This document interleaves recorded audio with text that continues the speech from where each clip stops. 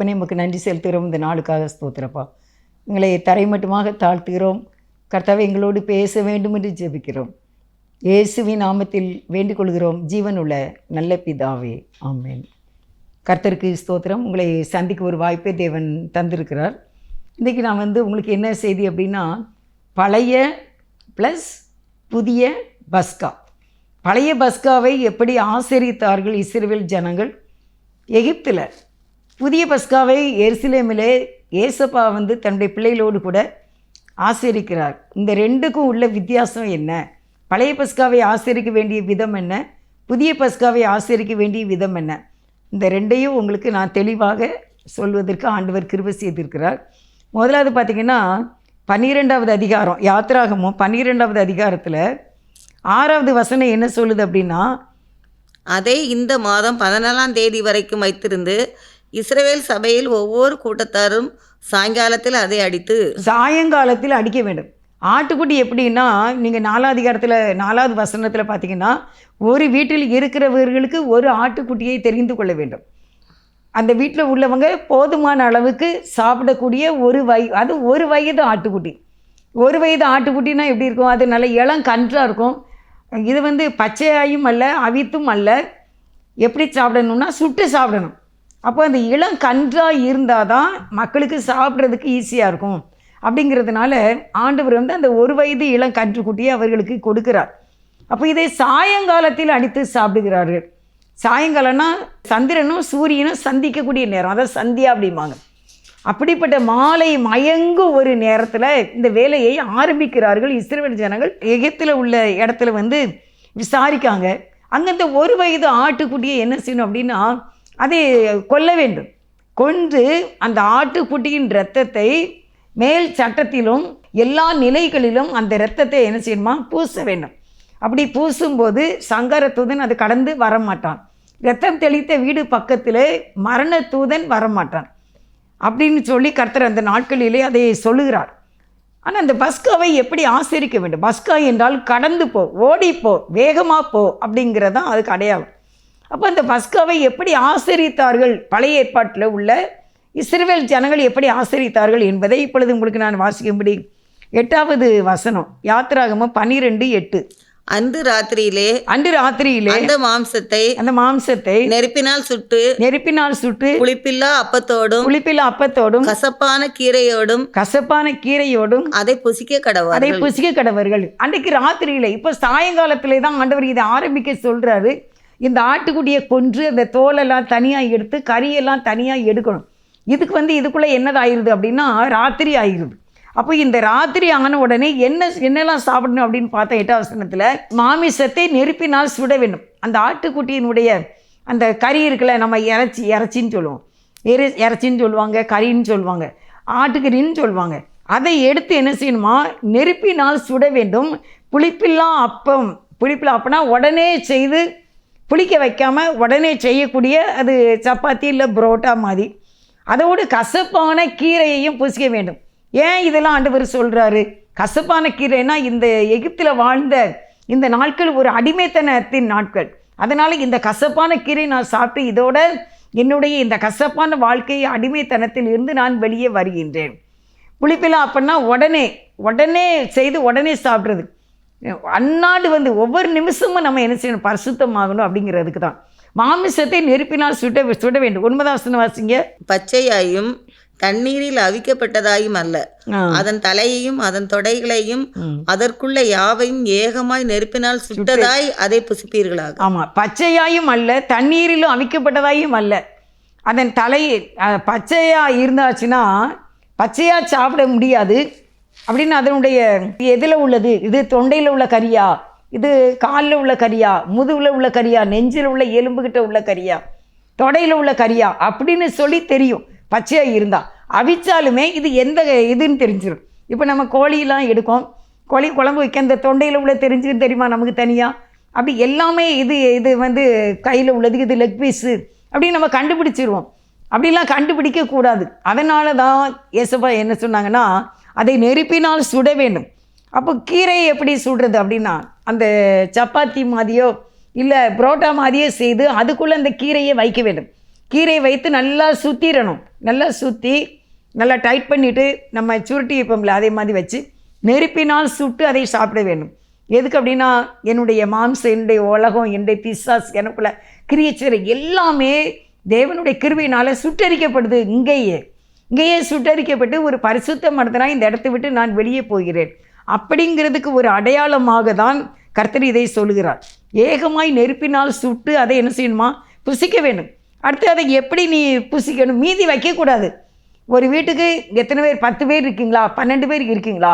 அந்த 1 வயது அந்த கன்றுக்குட்டியை என்ன செய்யணும்? அடித்து எடுத்து அதனுடைய தொடை, அதனுடைய எல்லா சந்துகள், எல்லா பகுதிகளையும் நெருப்பினால் சுட்டு புளிப்பில்லா அப்பத்தோடு அந்த கீரையோடு அதை சாப்பிட வேண்டும். சுட்டு மீதி இருந்துச்சுன்னா அதை அப்படியே வச்சுட்டோ போட்டுட்டோ வரக்கூடாது.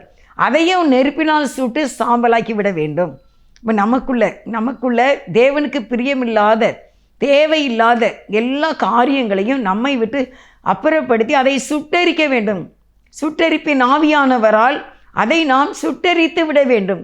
நம்முடைய புது ஒரு மனிதனாய் இந்த எகிப்துங்கிற அடிமைத்தனத்தை விட்டு வெளியே வரும் பொழுது ஒரு புது மனிதனாய் வருகிறேன் என்பதற்கு அடையாளமாக தேவன் இந்த காரியத்தை செய்ய சொல்கின்றார்.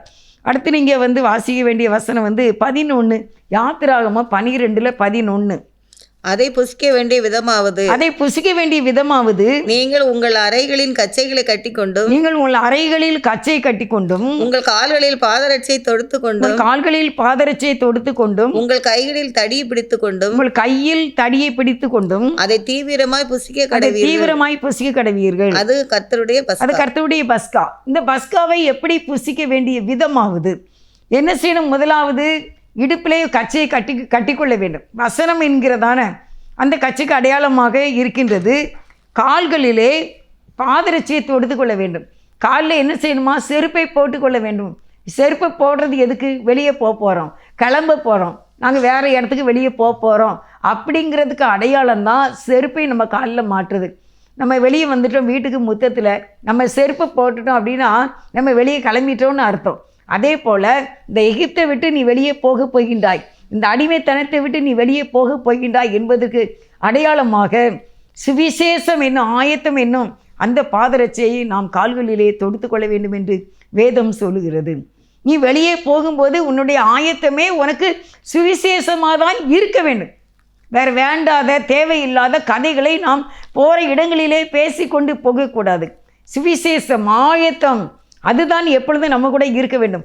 அதனால நீ புறப்பட போகிற, நீ சுவிசேஷம் அறிவிக்கப்பட போகிற, அடிமைத்தனத்தை விட்டு நான் வெளியே வந்துட்டேன் என்பதை அறிவிக்கும்படியாக கால்களிலே செருப்புகளை பாதரட்சியை தொடுத்து கொண்டும் உங்கள் கையில் தடி பிடித்து கொண்டும், கையில் என்ன செய்யணுமா? தடி பிடித்து கொண்டு கர்த்தருடைய வார்த்தை, கர்த்தருடைய வசனம். அவர் என்ன செய்வார்? புல்லுள்ள இடங்களில் மேய்த்து அமர்ந்த தண்ணீரண்டை நடத்துவார். அவருடைய கோலும் அவருடைய தடியும் என்னை தேற்றும் என்று தாவீது ராஜா சொல்லுகிறார். தடி என்பது அவருடைய கர்த்தருடைய வார்த்தை. நம்ம நெருக்கப்பட்டாலும், நம்ம கஷ்டப்படும் போது, வேதனையின் மத்தியில் கூட கர்த்தர் ஒரு வார்த்தை சொல்லிட்டாருன்னு வைங்கிறாங்க. நம்ம நோய் தீந்துரும் தெரியுமா? நம்முடைய கஷ்டம் தீந்துரும் தெரியுமா? அது எப்படி ஆகும்னே நமக்கு தெரியாது. எப்படி நம்ம அதில் இருந்து வெளியே வந்தோன்னு நமக்கு தெரியாது. நம்ம பலத்தினாலும் அல்ல, பராக்கிரமத்தினாலும் அல்ல, தேவனுடைய ஆவியினாலும் தேவனுடைய வார்த்தையினாலும் தான். அதனால தான் கர்த்தர் சொல்கிறாரு, நீ கையில் தடியை வச்சுக்கோ. உனக்கு எப்பவுமே எதிரியை அடித்து கொள்ள வேண்டும், எதிரி சாக வேண்டும். உனக்கு விரோதமாய் கூட்டம் கூடுகிறார்கள், அவர்களை நீ நொறுக்க வேண்டுமானால், உன் குடும்பத்தை அழியாமல் பாதுகாக்க வேண்டுமானால் உனக்கு வாக்குத்தத்தம் தேவை, உங்களுக்கு வசனம் தேவை. அதனாலே நீ கையிலே வசனத்தை பிடித்து கொண்டே தான் இருக்க வேண்டும். உனக்கு பாதை தெரியாமல் நீ முன்ன பின்ன அலையும் போது அந்த வசனம் உனக்கு வழிகாட்டும். கர்த்தருடைய வார்த்தை கால்களுக்கு தீபமும் பாதைக்கு வெளிச்சமாயிருக்கு. எந்த இக்கட்டான சூழ்நிலையில் கூட, ஆபத்தில் கூட நீங்கள் தேவனுடைய வார்த்தையை சொல்லி பாருங்க, வாக்கு தத்தத்தை சொல்லி பாருங்க. பயப்படாத, நான் கூட இருக்க. உனக்கு விரோதமாய் கூடினால் என்னாலே கூடுகிற கூட்டம் அல்ல. எவர்கள் உனக்கு விரோதமாய் கூடுகிறார்களோ உன் பட்சத்தில் வருவார்கள். அருமையானவரே, ஒரு காலத்தில் நமக்கு எதிரிகள்னு யாருமே இல்லாமல் இருக்காங்க. ஆனால் ஒரு சில காலங்களில் நமக்குன்னு ஒரு எதிரிகள் கூட்டங்கள் வந்து விடுகின்றன. எப்படி இது வருதுன்னே தெரியல. இந்த சாத்தானுடைய ஒரு பெரிய சதியாக இருக்கின்றது. எதிரிகள் எழுப்பி விடுகிறார்கள் திடீரென்று. நம்ம யாருக்கும் ஒன்றும் செய்யலையே, யாருக்கு தீமை செய்யலையே, நம்ம நினைக்க கூட இல்லையே, எதிரிகளாக இருக்கிறார்கள், இவர்கள் கெட்டு போகட்டும், இவங்க மேலே பொறாமை அப்படிலாம் இல்லாட்டாலுமே நமக்கு விரோதமாய் ஒரு கூட்டங்கள் எழும்பித்தான் விடுகின்றன. அதனால் நிறைய பேர் பாதிக்கப்படுகிறார்கள். நம்ம ஒன்றுமே செய்யலையே, எப்பவுமே நல்லதே செய்கிறோமே, ஆனாலும் நமக்கு சப்போர்ட் இல்லையே, நமக்கு ஒரு ரெக்கமெண்டேஷன் பண்ணவே மாட்டேங்காங்களே யாருமே அப்படின்னு சொல்லி நம்ம நினைக்கிறோம். நினைக்காதீங்க.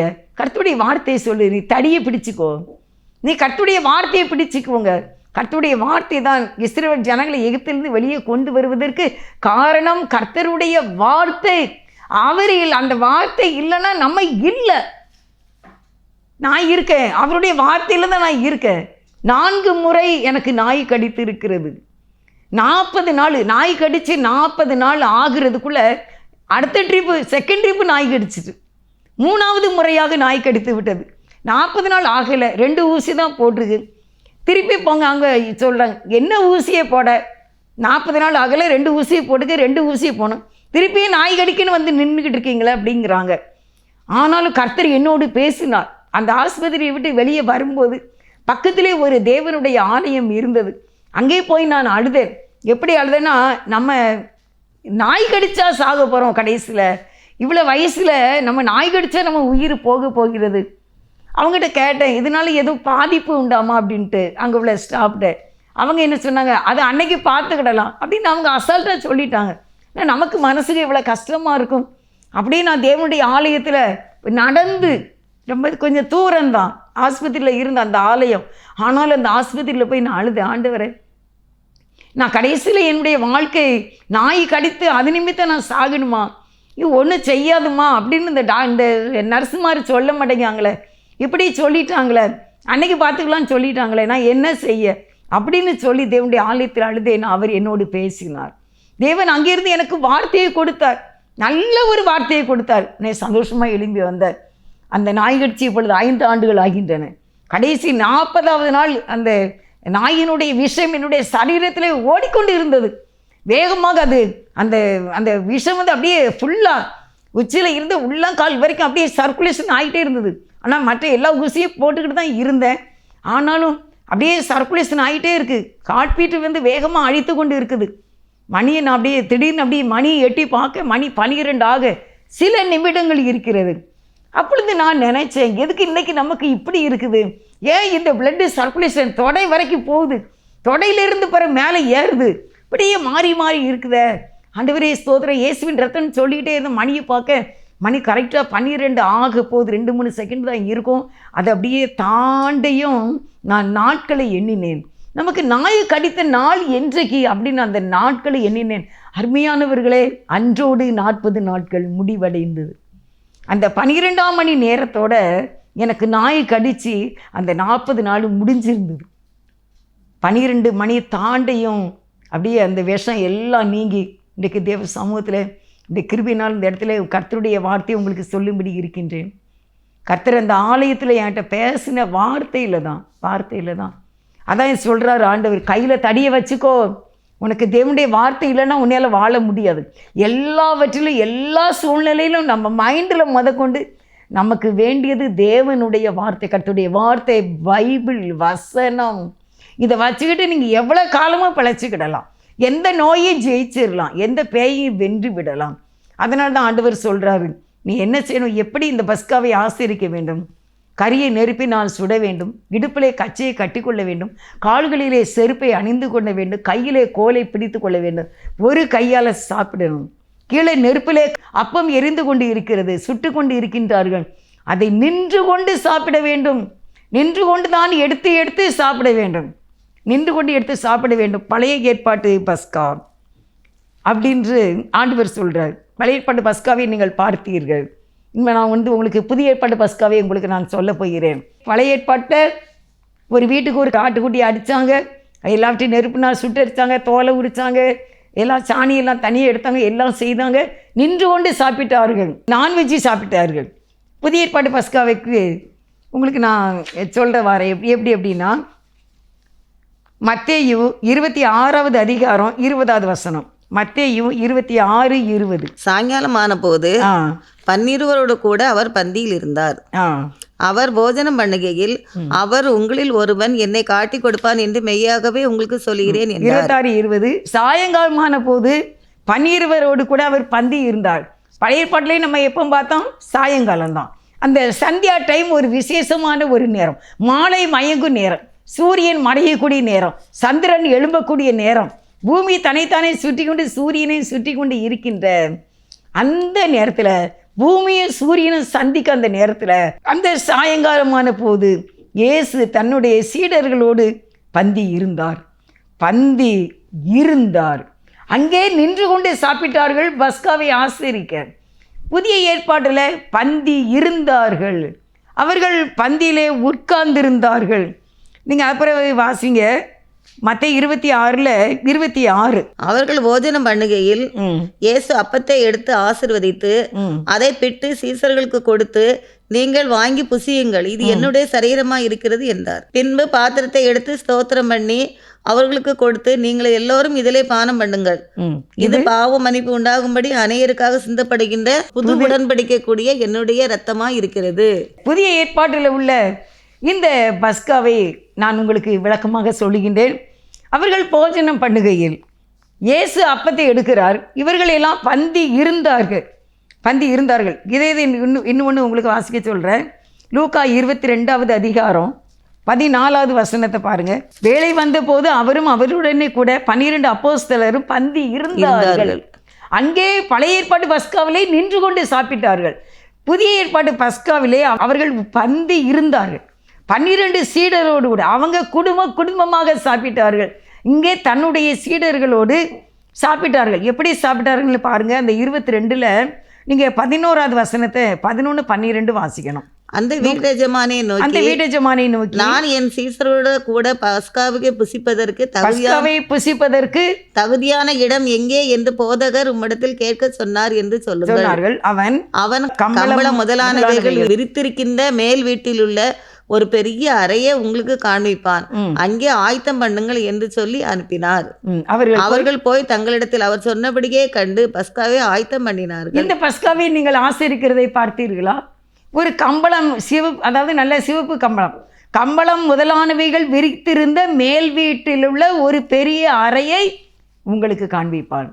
அங்கே வீட்டு முத்தத்திலே, பார்வோனுடைய காலத்திலே எகிப்திலே வெளியே தீ எரிந்து கொண்டு இருக்கிறதிலே அவசரமாக தீவிரமாய் நின்று கொண்டு சாப்பிட்டார்கள் பழைய பஸ்கா. புதிய பஸ்கா அப்படி இல்லை.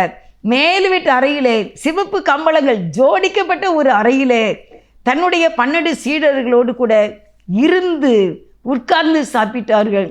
அதை யார் சாப்பிட எடுத்து கொடுத்தா அப்படின்னா இயேசுவே செய்கிறார். 22:20 பாருங்க. போஜனம் பண்ணின பின்பு அவர் அந்தபடியே பாத்திரத்தையும் கொடுத்து அந்த பாத்திரம் உங்களுக்காக சிந்தப்படுகின்ற என்னுடைய இரத்தத்தில் ஆகிய புதிய உடன்படிக்கையா இருக்கிறது என்றார். இதுல எப்படியா? அப்பத்தை எடுத்து ஸ்தோத்திரம் பண்ணி அதை பிட்டு அவர்களுக்கு கொடுத்து, இது உங்களுக்காக கொடுக்கப்படுகிற என்னுடைய சரீரமாய் இருக்கிறது, என்னை நினைவு கூறும்படி செய்யுங்கள் என்றார். போஜனம் பண்ணின பின்பு அவர் அந்தபடியே பாத்திரத்தை கொடுத்து, இந்த பாத்திரம் உங்களுக்காக சிந்தப்படுகிற என்னுடைய இரத்தத்தினால் ஆகிய புதிய உடன்படிக்கையாக இருக்கிறது. அவர் அப்பத்தை எடுத்து அவர்களுக்கு கையிலே கொடுக்கின்றார், அவர்களை போஜனம் பண்ண செய்கின்றார். நீங்கள் மத்தேயு 26:26 வாசிங்க. மத்தேயு 26:26. அவர்கள் போஜனம் பண்ணுகையில் இயேசு அப்பத்தை எடுத்து ஆசீர்வதித்து அதை பிட்டு சீடர்களுக்கு கொடுத்து நீங்கள் வாங்கி புசியுங்கள் அப்படின்னு சொல்லி என்னுடைய சரீரமா இருக்கிறது என்றார். ஆண்டவர் சர்வ் பண்றார். வேலைக்காரன் மாதிரி ஆண்டவர் தான் எல்லாருக்கும் போஜனம் எடுத்து வைக்கார். நம்ம வீட்டில் வேலைக்காரங்க இருந்தாங்கன்னா எல்லா சாப்பாடையும் நமக்கு எடுத்து வைப்பாங்களா? நமக்கு அவங்க பரிமாறுவாங்க, அப்படித்தானே? அதே மாதிரி இயேசுப்பா தன்னுடைய சீடர்களுக்கு சர்வ் பண்ணுறார். அவர் தான் அவர்களுக்கு சேவை செய்கிறார். அப்புறம் பாத்திரத்தை எடுக்காரு, அதையும் ஸ்தோத்திரம் பண்ணி அதையும் அவங்களுக்கு கொடுத்து நீங்கள் இதை செய்யுங்க. ஆனால் இது எதுக்குரிய பஸ்கா என்று 28ஆம் வசனத்தில் சொல்லுகிறது. இது பாவ மன்னிப்பு உண்டாகும்படி அநேகருக்காக சிந்தப்படுகின்ற புது உடன்படிக்கைக்குரிய என்னுடைய இரத்தமாய் இருக்கிறது. அப்போ இது புதிய உடன்படிக்கை, இது புதிய பஸ்கா. இந்த பஸ்கா உட்கார்ந்து சாப்பிடணும், அமர்ந்து சாப்பிடணும். நமக்கு இயேசுப்பா சர்வ் பண்ணுற சாப்பாடாக இதை கொடுக்கின்றார். தன்னையே கொடுக்கின்றார். இது வெஜ்ஜி. அன்றைக்கு அவர்கள் ஒரு ஆட்டுக்குட்டியை கொண்டு சாப்பிட்டார்கள், நான்வெஜ்ஜி சாப்பிட்டார்கள். இங்கே இயேசுவே பலியாக போகின்றார். அதனால இன்றைக்கி வெஜிடபிள் சாப்பிட்றாங்க. அப்பமும் திராட்சை ரசமும் சாப்பிட்றது நம்ம பார்க்கிறோம். இன்னொரு வசனம் வாசிக்கணும். யோவான் 13:12 வாசிங்க. அவர்களுடைய கால்களை அவர் கழுவின பின்பு தம்முடைய வஸ்திரங்களை தரித்து கொண்டு திரும்ப உட்கார்ந்து அவர்களை நோக்கி, நான் உங்களுக்கு செய்ததை அறிந்திருக்கிறீர்களா? நீங்கள் என்னை போதகர் என்றும் ஆண்டவர் என்றும் சொல்லுகிறீர்கள். நீங்கள் சொல்லுகிறது சரியே, நான் அவர்தான் என்றார். இப்போ இதை நம்ம பார்த்துட்டு அப்புறம் பின்னால் பார்ப்போம். அவர்களுடைய கால்களை அவர் கழுவினார். 12 பேர் உட்கார்ந்துருக்காங்க, இயேசுவும் இருக்காங்க. அந்த காலத்தில் யூதர்கள் முறைப்படி கால்களையும் கைகளையும் கழுவ வேண்டும். கழுவின பிறதான் சாப்பிடணும். இப்போ ஆண்டவர் பார்த்துக்கிட்டு இருக்காங்க. யாராட்டும் எந்திப்பானா? எவனாவது எழுந்திருந்து எல்லார் கால்களையும் கைகளையும் கழுவானான்னு பார்த்தாங்க. யாருமே எந்திக்கலை. அதனால் இயேசுப்பாவை எந்திரிச்சிட்டாங்க. எந்திரிச்சு இடுப்பிலேயே சேலையை கட்டி கொண்டு தன்னுடைய வஸ்திரங்களை கலற்றி வைத்து விட்டு சீலையை கட்டி கொண்டு ஒவ்வொருவருடைய கால்களையும் இயேசுப்பா கழுவினாங்க. புதிய பஸ்காவை பார்த்தீர்களா? புதிய பஸ்கா எப்படி ஆசரிக்கப்படுகிறது? இந்த பஸ்காவை தான் இப்பொழுது நாம் ஆசரிக்கின்றோம். இந்த பஸ்காவை நாம் ஆசரிக்க வேண்டும். நீ பஸ்காவை ஆசரிக்காமல் இருக்கக்கூடாது. நீ புதிய உடன்படிக்கைக்குரிய என்னுடைய இரத்தம், நீங்கள் இதை வாசித்தீங்கன்னா 1 கொரிந்தியருக்கு வாங்க. 1 கொரிந்தியர் 11:25. ஸ்தோத்திரம் பண்ணின பின்பு அவர் அந்தபடியே பாத்திரத்தையும் எடுத்து, இந்த பாத்திரம் என் ரத்தத்தில ஆகிய புது உடன்படிக்கையா இருக்கிறது. நீங்கள் இதை பானம் பண்ணும் போதெல்லாம் என்னை நினைவு கூறும்படி இதை செய்யுங்கள் என்றார். ஆண்டவர் சொல்றாரு, இதை நீ என்ன செய்யணும்? நீ பானம் பண்ண வேண்டும். இது என்னுடைய, எப்படி சொல்றார் பாருங்க, என்னுடைய நினைவாக இருக்கிறது. போஜனம் பண்ணின பின்பு அவர் அந்தபடியே பாத்திரத்தையும் எடுத்து, இந்த பாத்திரம் என் ரத்தத்தில் ஆகிய புது உடன்படிக்கையாக இருக்கிறது. நீங்கள் இதை பானம் பண்ணும்போதெல்லாம் என்னை நினைவு கூறும்படி இதை செய்யுங்கள் என்றார். அவர் ஆண்டவர் என்ன சொல்கிறாங்க அப்படின்னா 1 கொரிந்தியர் 11:25 இது போஜன பண்ணின பின்பு அவர் இந்த பாத்திரத்தை எடுத்து, இந்த பாத்திரம் இரத்தத்தினால் ஆகிய புதிய உடன்படிக்கையாக இருக்கிறது. நீங்கள் இதிலே பானம் பண்ணுங்கள் போதெல்லாம் என்னை நினைவு கூறும்படி இதை செய்யுங்கள் என்றார். அடுத்த வசனத்தில், ஆகையால் நீங்கள் இந்த அப்பத்தை புசித்து இந்த பாத்திரத்தில் பானம் பண்ணும் போதெல்லாம் கர்த்தர் வருமளவும் அவருடைய மரணத்தை தெரிவிக்கிறீர்கள். அப்போ இயேசுபா இதில் தன்னுடைய சரீரத்தை அப்பமாக, தன்னுடைய இரத்தத்தை பானமாக நீங்கள் சாப்பிட வேண்டும் என்கின்றார்.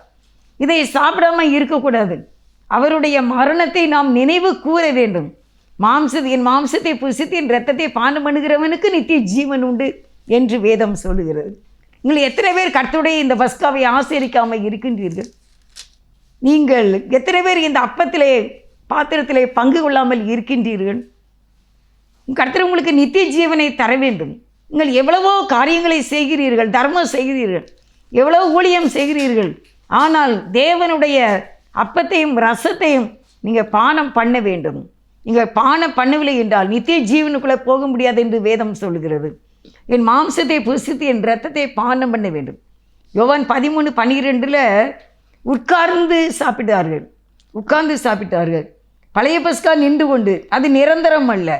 இயேசு கால்களை கழுவி புதிய பஸ்காவை அவர் வரும் வரைக்கும் நடத்த வேண்டும் என்று சொல்லுகின்றார். யோவான் 13:14-15 வாசிங்கம்மா. யோவான் 13:14-15. ஆண்டவரும் போதகருமாகிய நானே உங்கள் கால்களை கழுவினது உண்டானால் நீங்களும் ஒருவருடைய கால்களை ஒருவர் கழுவ கடவீர்கள். நான் உங்களுக்கு செய்தது போல நீங்களும் செய்யும்படி உங்களுக்கு மாதிரியை காண்பித்தேன். ஆண்டவர் சொல்ற, நான் தான் உங்க கால்களை கழுவினேன். நீங்களும் ஆண்டவரும் போதகருமாகிய நானே உங்கள் கால்களை கழுவினது உண்டானால் நீங்களும் ஒருவர் கால்களை ஒருவர் கழுவ வேண்டும். இந்த கேட்டகரி உங்களுக்கு இருக்கா? நீங்கள் கழுவிடுவீங்களா? உங்களுடைய சத்துருவின் கால்களை நீங்கள் கழுவிடுவீர்களா? அந்த மனம் உங்களுக்கு இருக்கின்றதா? யாரையும் மன்னிக்க முடியலை. எப்பொழுது விரோதங்கள், இருதயத்தில் கடுமையான விரோதங்கள், வைராக்கியம் பாராட்டி கொண்டு இருக்கிற ஜனங்கள் மத்தியில் தான் நாம் இப்பொழுது வாழ்ந்து கொண்டு இருக்கின்றோம். எப்பொழுது நமக்கு எதிரி தோன்றுவான் என்று தெரியவில்லை. எப்படி இவர்கள் ரகசிய வருகையிலே காணப்பட முடியும்? இயேசுவா சொல்கிறாங்க, ஆண்டவர் போதகருமாகிய நானே உங்கள் கால்களை கழுவினது உண்டானால் நீங்களும் ஒருவர் கால்களை ஒருவர் கழுவ வேண்டும். இதை உங்களுக்கு நான் மாதிரியாக காண்பித்தேன், நீங்களும் இதை செய்யும்படிக்கு நான் உங்களுக்கு ரோல் மாடலாக காண்பித்தேன் என்று கர்த்தர் சொல்லுகிறார்.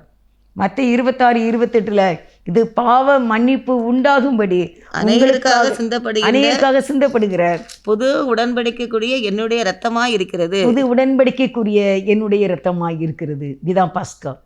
புதிய ஏற்பாட்டு பஸ்கா இவ்விதமாக சொல்லுகிறதை நம்ம பார்க்கிறோம்.